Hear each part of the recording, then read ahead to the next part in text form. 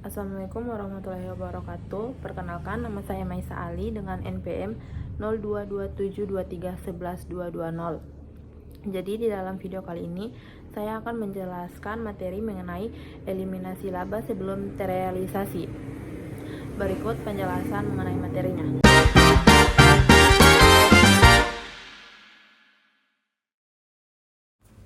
Yang pertama ada pengertian laba belum terrealisasi. Jadi di mana laba belum terrealisasi ini adalah keuntungan yang timbul dari transaksi antar perusahaan dalam satu kelompok usaha atau sering disebut grup, tetapi belum diwujudkan melalui penjualan atau penggunaan kepada pihak di luar kelompok usaha tersebut.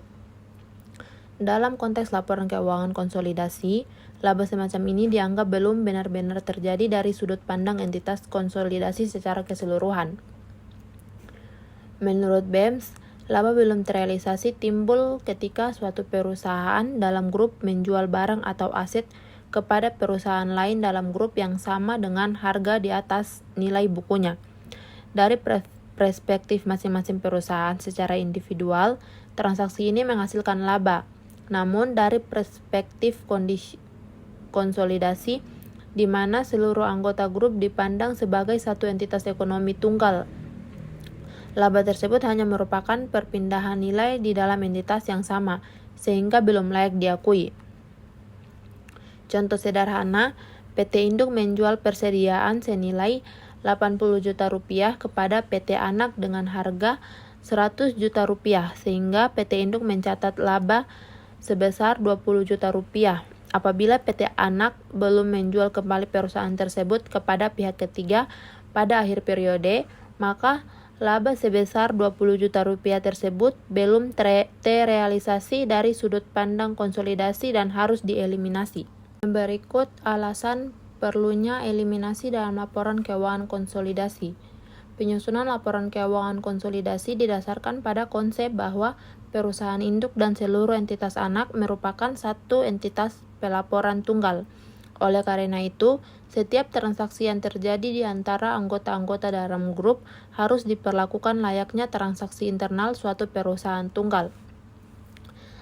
Terdapat beberapa alasan mendasar mengenai entitas laba perusahaan terrealisasi menjadi keharusan. Yang pertama ada prinsip entitas tunggal, di mana laporan keuangan konsolidasi harus mencerminkan kondisi keuangan grup seolah-olah merupakan satu perusahaan. Laba dari transaksi internal bukan merupakan laba yang diperoleh dari pihak luar. Yang berikut ada mencegah overstatement. Dibagi menjadi dua, yaitu mencegah overstatement aset. Apabila laba antar perusahaan tidak dieliminasi, nilai aset yang dilaporkan dalam neraca konsolidasi akan lebih tinggi dari nilai yang sesungguhnya, karena mencerminkan nilai transfer internal bukan nilai historis atau nilai pasar yang relevan. Yang berikut ada mencegah overstatement laba. Jadi, laba yang berasal dari transaksi antar perusahaan yang belum terrealisasi akan menyebabkan laba konsolidasi tersaji lebih tinggi dari yang seharusnya, sehingga dapat menyesatkan pengguna laporan keuangan. Yang berikut ada kepatuhan terhadap standar akuntansi.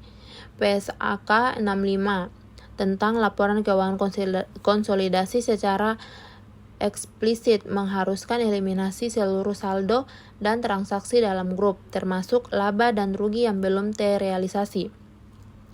Yang terakhir ada integritas informasi keuangan. Jadi integritas informasi keuangan ini, investor, kreditur, dan pemangku kepentingan lainnya membutuhkan informasi yang andal dan tidak menyesatkan sebagai dasar pengambilan keputusan ekonomi. Adapun tujuan eliminasi laba sebelum terrealisasi. Prosedur eliminasi laba sebelum terrealisasi memiliki beberapa tujuan yang saling terkait. Yang pertama, menyajikan laporan keuangan konsolidasian yang wajar. Tujuan utama eliminasi adalah memastikan bahwa laporan keuangan konsolidasian mencerminkan posisi keuangan, kinerja, dan arus kas dari grup sebagaimana jika seluruh entitas merupakan satu entitas tunggal. Yang kedua, ada menghindari pengakuan laba ganda. Tanpa eliminasi, laba yang sama dapat diakui dua kali. sekali pada tingkat perusahaan penjualan dan sekali lagi apabila perusahaan pembeli menjualnya kepada pihak ketiga. Yang ketiga, menjaga relevansi dan keandalan informasi. Informasi akuntansi yang relevan dan andal merupakan fondasi bagi pengambilan keputusan yang tepat oleh para pengguna laporan keuangan. Yang terakhir ada memahami persyaratan regulasi. Otoritas Jasa Keuangan atau OJK dan standar akuntansi keuangan mewajibkan perusahaan yang memiliki entitas anak untuk menyusun laporan keuangan konsolidasian yang bebas dari pengaruh transaksi antar perusahaan yang belum terrealisasi. Dengan demikian, eliminasi laba sebelum terrealisasi bukan sekedar prosedur teknis akuntansi, melainkan merupakan bagian fundamental dari filosofi pelaporan keuangan konsolidasian yang bertujuan memberikan gambaran yang jujur dan wajar atas kondisi keuangan grup. Selanjutnya, transaksi yang menimbulkan laba sebelum terrealisasi. Laba belum terrealisasi timbul dari berbagai jenis transaksi antar perusahaan dalam satu grup. Memahami jenis transaksi ini penting untuk proses eliminasi yang tepat dalam laporan keuangan konsolidasian. Yang pertama ada transaksi penjualan persediaan antar perusahaan. Transaksi penjualan persediaan antar perusahaan merupakan salah satu jenis transaksi paling umum yang menghasilkan laba belum terrealisasi dalam laporan keuangan konsolidasian. Transaksi ini terjadi ketika perusahaan induk menjual barang kepada entitas anak atau sebaliknya, maupun ketika sesama entitas anak dalam satu grup saling bertransaksi. Yang pertama, ada penjualan hilir. Penjualan hilir ini adalah transaksi di mana perusahaan induk menjual barang kepada entitas anak. Dalam transaksi ini, laba antar perusahaan yang timbul diakui sepenuhnya oleh perusahaan induk. Apabila barang tersebut belum seluruhnya terjual kepada pihak ketiga oleh entitas anak pada akhir periode pelaporan, maka terdapat laba belum terrealisasi yang harus dieliminasi. Yang kedua ada penjualan hulu. Penjualan hulu adalah transaksi di mana entitas anak menjual barang kepada perusahaan induk. Dalam hal ini, laba antar perusahaan diakui oleh entitas anak. Proporsi laba belum terrealisasi yang harus dieliminasi bergantung pada persentase kepemilikan perusahaan induk atas entitas anak. Yang kedua ada transaksi penjualan aset tetap antar perusahaan. Selain persediaan, transaksi antar perusahaan juga dapat melibatkan aset tetap atau fixed asset. Transaksi ini bersifat lebih kompleks karena dampaknya bersifat jangka panjang dan mempengaruhi perhitungan depresiasi dalam periode-periode berikutnya. Ketika perusahaan dalam grup menjual aset tetap kepada perusahaan lain dalam grup yang sama dengan harga di atas nilai buku, maka timbul laba antar perusahaan. Laba ini harus dieliminasi selama aset tersebut masih dimiliki oleh perusahaan pemberi dalam grup. Terdapat dua implikasi utama dalam penjualan aset tetap antar perusahaan. Yang pertama, laba penjualan aset yang belum terrealisasi. Laba penjualan aset yang belum terrealisasi harus dieliminasi seluruhnya pada saat transaksi terjadi. Yang kedua, kelebihan depresiasi. Karena dasar depresiasi di buku perusahaan pembeli lebih tinggi atau menggunakan harga transfer bukan nilai buku asli, maka depresiasi yang dicatat setiap tahun menjadi lebih tinggi. Kelebihan depresiasi ini perlu disesuaikan dalam proses konsolidasi karena secara efektif merupakan pemulihan berhalap atas laba antar perusahaan yang dieliminasi. Yang terakhir ada dampak eliminasi, di mana perbedaan dampak eliminasi antara penjualan hilir dan hulu. Penjualan hilir eliminasi penuh, sedangkan penjualan hulu eliminasi proporsional sesuai kepemilikan dan berpengaruh pada NKM. Adapun langkah dan jurnal eliminasi. Yang pertama, langkah-langkah melakukan eliminasi. Proses eliminasi laba sebelum terrealisasi dilakukan dalam rangka penyusunan laporan keuangan konsolidasian dan tidak membebani pembukuan masing-masing perusahaan secara individual. Langkah-langkah eliminasi dapat dirinci sebagai berikut. Yang pertama, identifikasi seluruh transaksi antar perusahaan yang terjadi selama periode pelaporan, termasuk penjualan persediaan, penjualan aset tetap, pemberian pinjaman, dan transaksi lainnya. Kemudian, tentukan nilai laba yang belum terrealisasi, yaitu bagian dari laba antar perusahaan yang terkait dengan barang atau aset yang masih berada dalam grup, misal belum dijual atau digunakan habis ke pihak ketiga. Selanjutnya, siapkan kertas kerja konsolidasian atau Consolidation Working Paper sebagai media pencatatan eliminasi. Selanjutnya, buat jurnal eliminasi yang diperlukan untuk menghapus laba antar perusahaan dari akun-akun terkait. Sesuaikan nilai aset, persediaan atau aset tetap yang terdampak oleh laba antar perusahaan kembali ke nilai yang seharusnya dari perspektif grup. Jika ada kepentingan non-pengendalian atau KNP, hitung dan alokasikan bagian KNP atas laba atau rugi yang dieliminasi. Verifikasi bahwa setelah eliminasi, nilai-nilai dalam laporan keuangan konsolidasian mencerminkan kondisi ekonomi yang wajar. Adapun contoh kasus eliminasi persediaan dengan kasus PT Maju Induk atau kepemilikan 80% menjual persediaan kepada PT Jaya perusahaan anak. Harga pokok penjualan sebesar 200 juta. Harga jual sebesar 250 juta rupiah sehingga laba kotor sebesar 50 juta. Sebanyak 60% persediaan belum terjual ke pihak ketiga sehingga laba belum terrealisasi sebesar 30 juta harus dieliminasi dalam laporan keuangan konsolidasi. Dengan keterangan harga pokok persediaan di PT Maju sebesar 200 juta rupiah, harga jual ke PT Jaya atau transfer price sebesar 250 juta rupiah, laba antar perusahaan sebesar 50 juta, persediaan yang belum terjual oleh PT Jaya sebesar 60% atau 150 juta rupiah. Laba belum terrealisasi 30 juta rupiah yang diperoleh dari 60% dikali dengan 50 juta rupiah, di mana 60% adalah persentase persediaan yang belum terjual dikali dengan total laba antar perusahaan. Jadi hasilnya 30 juta rupiah dengan jurnal eliminasi dalam kertas kerja konsolidasi.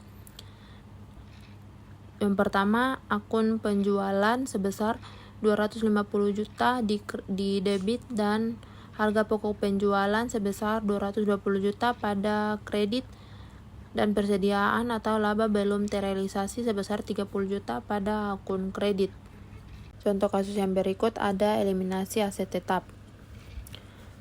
PT Sentosa sebagai perusahaan induk menjual mesin kepada PT Prima perusahaan anak dengan kepemilikan 100% pada awal tahun 2024 dengan data nilai buku mesin di PT Sentosa 300 juta rupiah, harga jual ke PT Prima 400 juta rupiah, laba penjualan aset tetap sebesar 100 juta rupiah dengan umur manfaat tersisa 5 tahun. Kelebihan depresiasi per tahun adalah 100 juta dibagi dengan 5 hasilnya 20 juta rupiah. Dibagi menjadi 2 jurnal. Yang pertama, jurnal eliminasi yang pertama menghapus laba penjualan dengan laba penjualan aset tetap sebesar 100 juta di akun debit dan mesin, mengurangi nilai tercatat di akun kredit sebesar 100 juta. Jurnal yang kedua menyesuaikan kelebihan depresiasi tahun 2024, di mana akumulasi depresiasi mesin sebesar 20 juta rupiah di debit dan beban depresiasi sebesar 20 juta di kredit. Yang berikut ada dampak eliminasi terhadap laporan keuangan konsolidasi. Eliminasi laba belum terrealisasi memberikan dampak signifikan terhadap akurasi dan integritas laporan keuangan konsolidasi yang mencakup laba bersih, aset, dan ekuitas. Yang pertama ada pengaruh terhadap laba bersih. Jadi eliminasi laba sebelum terrealisasi berpengaruh langsung terhadap laba bersih yang dilaporkan dalam laporan keuangan konsolidasian. Laba bersih konsolidasian merupakan laba yang benar-benar diperoleh grup dari transaksi dengan pihak ketiga setelah mengeliminasi seluruh laba antar perusahaan yang belum terrealisasi. Contoh, laba belum terrealisasi sebesar 30 juta dieliminasi dari laba konsolidasian menurunkan laba dari 130 juta menjadi 100 juta. Yang berikut berpengaruh terhadap aset dan ekuitas. Eliminasi laba sebelum transaksi juga berdampak langsung terhadap nilai aset dan ekuitas yang dilaporkan dalam neraca konsolidasian. Yang pertama, dampak terhadap aset, di mana nilai persediaan dalam neraca konsolidasian akan berkurang sebesar laba belum terrealisasi yang dieliminasi. Nilai yang dilaporkan akan mendekati harga perolehan awal atau biaya historis grup, bukan harga transfer antar perusahaan. Yang berikut aset tetap. Nilai aset tetap akan disajikan berdasarkan nilai buku asli atau grup sebelum transfer internal, bukan harga transfer yang digunakan dalam transaksi antar perusahaan. Yang terakhir, akumulasi depresiasi akan disesuaikan untuk mencerminkan depresiasi berdasarkan nilai buku historis grup, bukan nilai transfer yang lebih tinggi. Yang berikut ada dampak terhadap ekuitas. Pertama, ada saldo laba. Saldo laba konsolidasian akan berkurang sebesar laba belum terrealisasi yang dieliminasi. Kepentingan non-pengendali atau KNP juga akan berpengaruh secara proporsional untuk transaksi penjualan hulu dari anak ke induk. Yang terakhir, ekuitas konsolidasian secara keseluruhan mencerminkan nilai kekayaan bersih grup yang lebih akurat dan tidak mengandung unsur penggelambungan dari transaksi internal. Yang terakhir ada ilustrasi angka sederhana.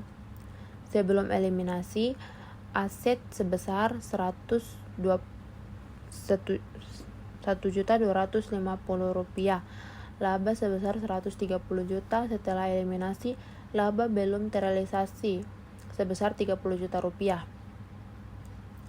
Aset sebesar Rp1.220.000, laba sebesar Rp100 juta.